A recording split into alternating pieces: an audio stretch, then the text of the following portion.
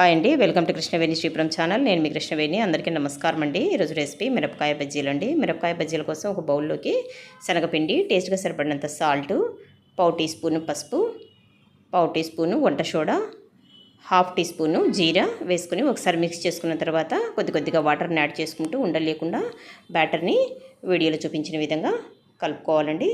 Batter అనేది consistency ఇలా ఉండాలి. ఇప్పుడు నీట్గా కడిగి పెట్టుకున్నటువంటి మిర్చి బజ్జీని ఇలా నిలువుగా రెండుగా కట్ చేసుకోవాలండి.